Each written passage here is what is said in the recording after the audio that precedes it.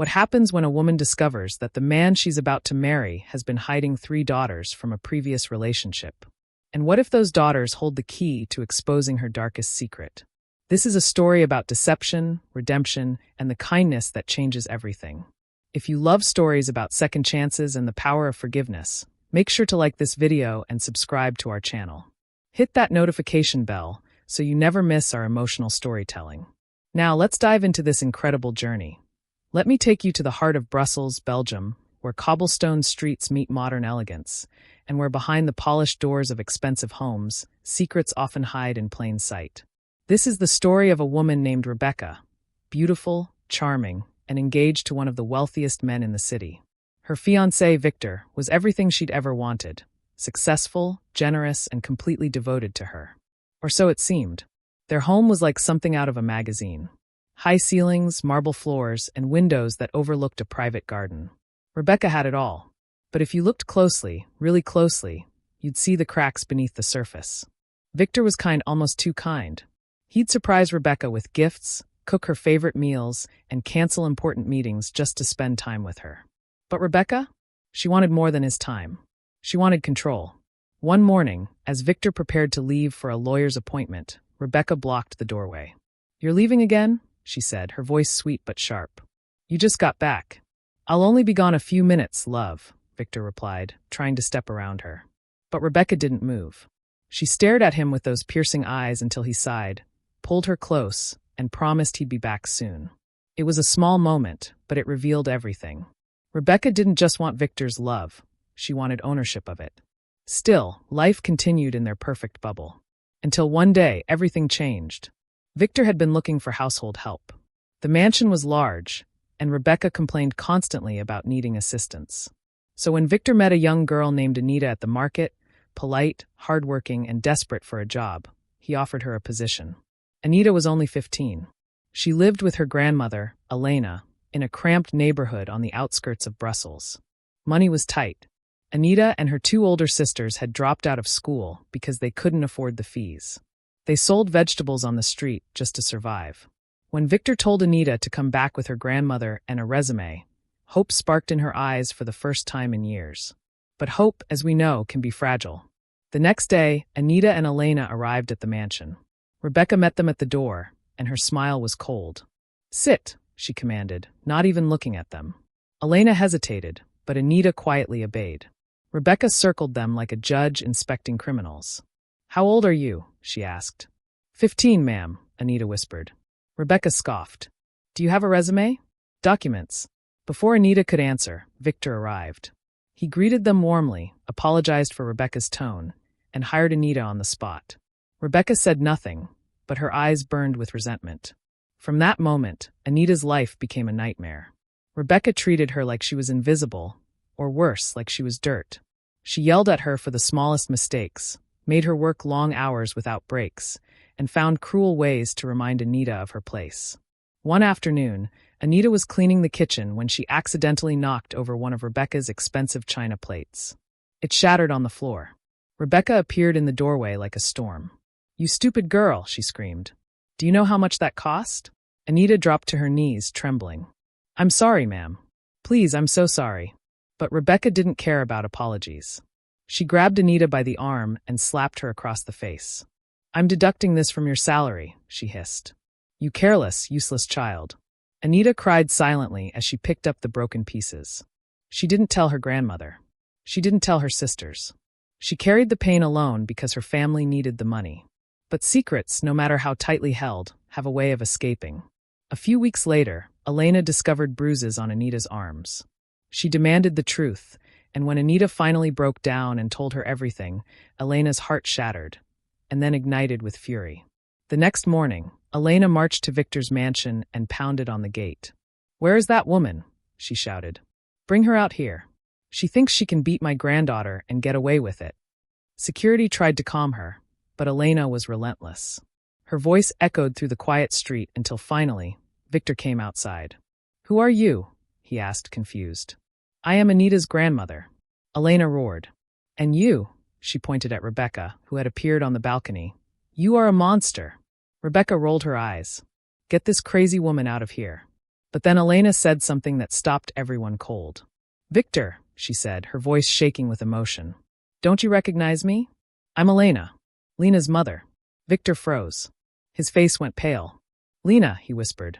"Yes, Lena," Elena said, tears streaming down her face. "The woman you married. The woman you abandoned. The woman who died heartbroken because of you." Rebecca's mouth fell open. Victor stumbled backward, gripping the gate for support. "And Anita?" Elena continued. "She's your daughter. You have 3 daughters, Victor. 3 beautiful girls you left behind when you ran away to build your perfect life." The world seemed to stop. Victor looked at Anita, really looked at her, and saw Lena's eyes staring back at him. The truth hit him like a freight train. Rebecca, standing on the balcony, felt her perfect world begin to crumble. And this, my friends, was only the beginning. The silence that followed Elena's revelation was deafening. Victor stood frozen at the gate, his hands trembling. Rebecca watched from the balcony, her mind racing. This wasn't supposed to happen. None of this was supposed to happen. Elena didn't wait for an invitation. She pushed past the security guard and stood face to face with Victor. "You want to know what happened after you left?" she said, her voice breaking. "Let me tell you." And so, right there in the driveway of that grand mansion, Elena told the story that Victor had tried so hard to forget. 15 years ago, Victor had been a different man, charming but reckless, ambitious but irresponsible. He married Lena, Elena's daughter, in a quiet courthouse ceremony that Elena never attended because she didn't approve of him. She saw through his charm. She knew he was trouble.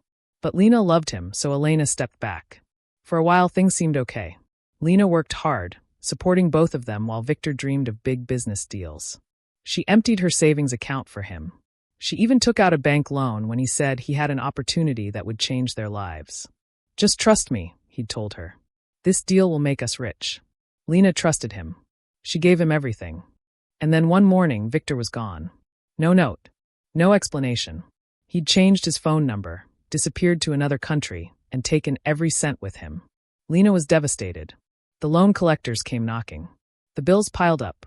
And worst of all, she was pregnant with their 3rd child. The stress, the heartbreak, the betrayal, it consumed her.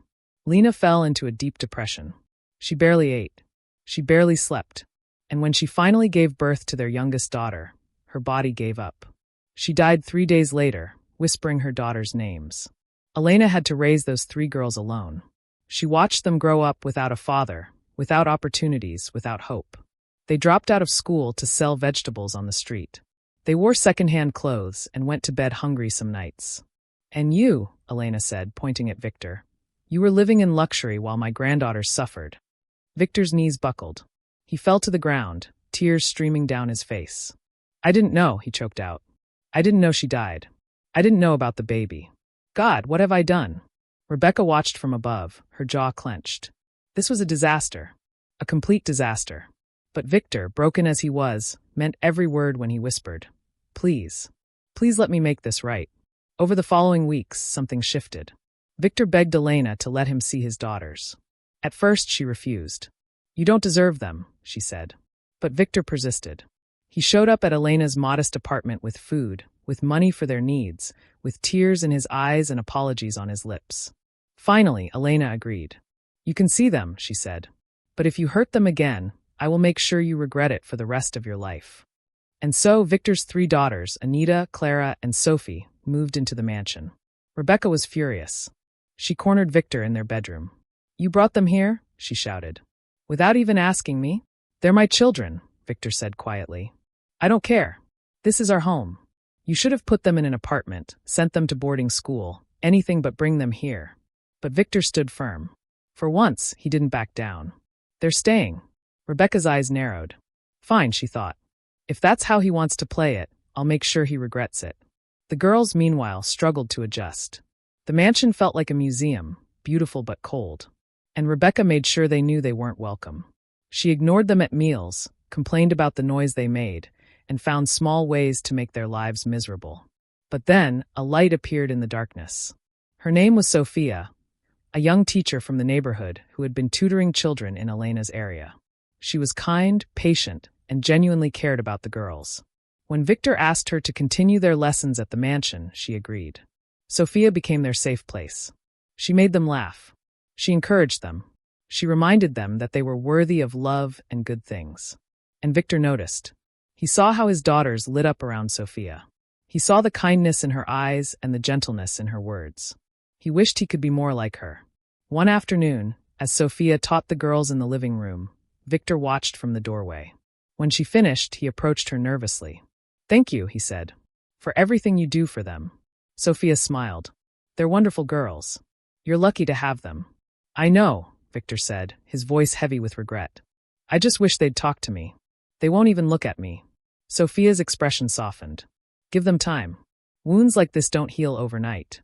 But Rebecca, watching from the shadows, felt a surge of jealousy. Sophia was becoming too important, too influential. She had to go. That's when Rebecca made a call to her secret lover, Dominic, a smooth-talking con artist she'd been seeing behind Victor's back. "I need your help," she whispered into the phone. "Things are getting complicated." "Don't worry," Dominic said. "We'll stick to the plan. Get him to sign over the assets, and then we're out of here."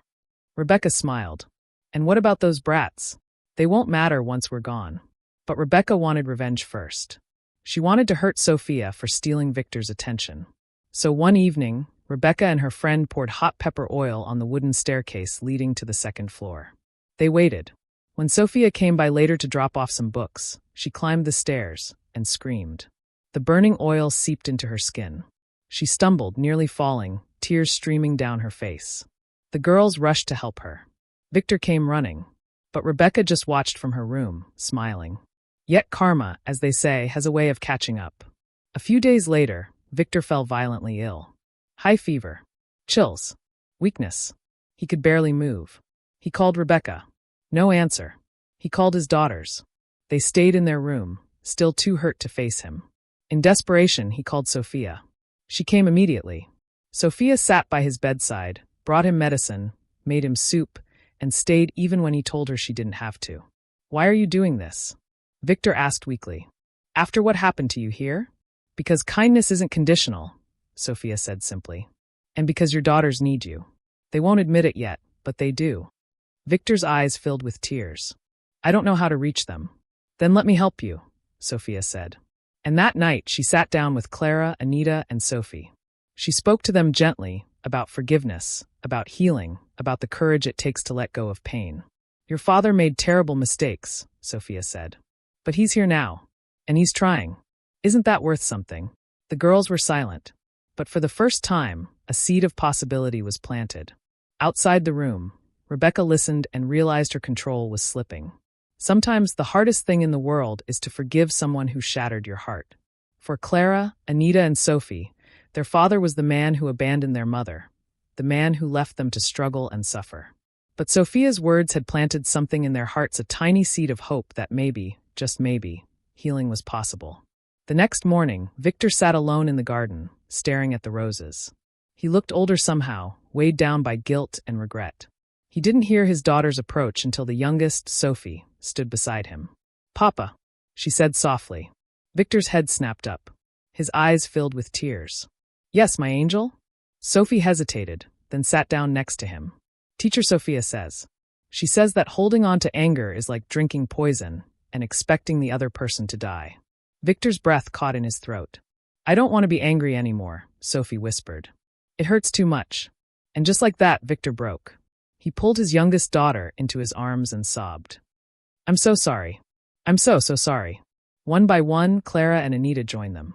The tears flowed freely, years of pain, abandonment, and longing poured out in that garden. But beneath the tears, something beautiful was happening. Forgiveness. It wasn't easy. It wasn't instant. But it was real. From the window above, Rebecca watched with cold fury. This wasn't how things were supposed to go. Victor was supposed to remain isolated, desperate, easy to manipulate. But now he had his daughters. He had Sophia's support. He was becoming stronger. She needed to accelerate her plan. That evening, while Victor was resting, Rebecca slipped into his study. She pulled out the property documents, the bank transfers, everything she needed him to sign. Tomorrow she'd convince him it was just routine paperwork. He trusted her. He'd sign anything she put in front of him. But then her phone rang. It was Dominic. "Baby, I miss you," he said. "When are you coming back to me?" Rebecca glanced around to make sure she was alone, then smiled. "Soon, my love." Very soon. I just need Victor to sign the papers. And then I'll be Mrs. Dominic Hartwell, and we'll be living off Victor's fortune in the south of France. Dominic laughed. I can't wait. It's poetic justice, really. Victor betrayed my cousin all those years ago, turned him into the police, and ran off with the money from their deal. Now you're taking everything from him. Exactly, Rebecca purred. He deserves this. You're brilliant, Dominic said. Cold-hearted, but brilliant. What Rebecca didn't know was that Victor had returned to his study. He stood frozen in the doorway, his phone in his hand, listening to every single word. The color drained from his face. His hands shook. The woman he loved, the woman he'd given everything to, had been playing him all along. When Rebecca ended the call and turned around, she found Victor standing there, his expression a mixture of heartbreak and fury. Victor, she started, her voice suddenly uncertain. Dominic Hartwell, Victor said quietly. That's who you've been talking to? Rebecca's mind raced. I can explain. Explain what? Victor's voice rose. That you've been using me? That you planned to steal everything and run? Or maybe you want to explain how you knew about what happened 15 years ago. Rebecca's facade cracked. You want to talk about betrayal? She spat. You ruined Dominic's cousin. You sold him out to the authorities and disappeared with their money. You're no saint, Victor. I know what I did, Victor shouted. I've lived with that guilt every single day. But I changed. I've been trying to make amends. And you pretended to love me just so you could destroy me. Rebecca laughed bitterly. Love? Please. This was business. And you made it so easy. The words hung in the air like poison. Victor stepped aside and pointed to the door. Get out. Get out of my house. Now. For a moment, Rebecca looked like she might fight back. But then she saw something in Victor's eyes, a finality, a strength she'd never seen before.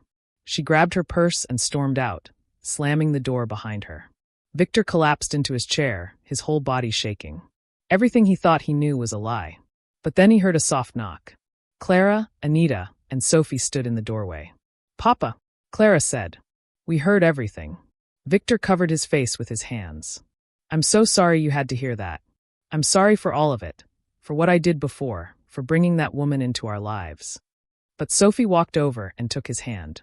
You made mistakes, Papa. But you're here now. And that's what matters. Anita nodded. We're family. And families forgive each other. The walls Victor had built around his heart finally crumbled. The following weeks brought healing. Victor sat down with Elena and apologized, truly, deeply apologized. He set her up in a beautiful apartment near the city center, made sure she had everything she needed. Elena, though still cautious, began to soften. The girls enrolled in the best schools in Brussels. They laughed again. They dreamed again. They slowly began to trust their father. And Sophia? She continued to visit, not as just a teacher, but as a cherished friend to the family. Victor often watched her with his daughters and marveled at the kindness she'd shown when no one else would. One evening, as they all sat together for dinner, Victor, his 3 daughters, Elena and Sophia, Victor raised his glass. I want to say something, he began, his voice thick with emotion. For years, I ran from my past. I made terrible choices. I hurt people I should have protected. But you, all of you, showed me something I didn't deserve. He looked at his daughters. You taught me about forgiveness. He looked at Elena. You taught me about sacrifice. And finally, he looked at Sophia. And you taught me about kindness. Real kindness. The kind that asks for nothing in return. Sophia smiled softly. Kindness is what brings us back to ourselves. It's what heals us when nothing else can. Victor nodded, tears streaming down his face. I don't know how I'll ever repay you all. But I promise I'll spend the rest of my life being the father, the son-in-law, the man you deserve. Little Sophie, ever the heart of the family, grinned. Does that mean more ice cream? Everyone burst out laughing. And in that moment, surrounded by the people who'd given him a second chance, Victor felt something he hadn't felt in 15 years. Peace. 6 months later, life had transformed completely. The mansion was no longer a cold, lonely place. It was filled with laughter, music, and the sound of family. Clara was excelling in medical school. Anita was studying law. Sophie was at the top of her class. Elena visited every Sunday, bringing homemade pastries and stories from the old neighborhood. And Sophia? She'd become like an older sister to the girls, a trusted confidant to Victor, and a living reminder that one person's kindness can change everything. One afternoon, as Victor watched his daughters play in the garden with Sophia, Elena sat beside him. "You know," she said quietly, "Lena would be proud of you." Victor's eyes filled with tears. "You think so?" "I know so," Elena said. "Not because of the money or the house, but because you chose to come back. You chose to face your mistakes. That takes courage." Victor nodded. "I just wish I could tell her I'm sorry." "She knows," Elena said, patting his hand. "She knows." That evening, as the sun set over Brussels, Victor gathered his family in the living room.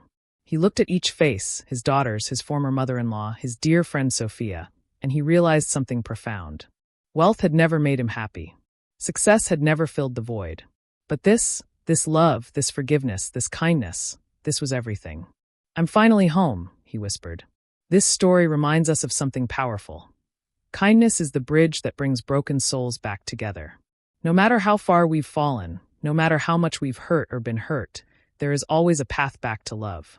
It starts with one simple act: choosing to forgive, choosing to show compassion, choosing to believe that people can change. Victor was far from perfect. He made devastating mistakes. But when he was given a second chance, he took it. And it was the kindness of people like Sophia, the forgiveness of his daughters, and the grace of Elena that made redemption possible. So let this be a reminder: be kind, even when it's hard. Forgive, even when it hurts. Because you never know, your kindness might be the very thing that saves someone's life. Thank you so much for watching this story. If it touched your heart, please hit that like button and subscribe to our channel for more inspiring tales of hope, redemption, and the power of human kindness. Share this video with someone who needs to hear this message today. And remember, no matter what you're going through, there's always hope for a new beginning.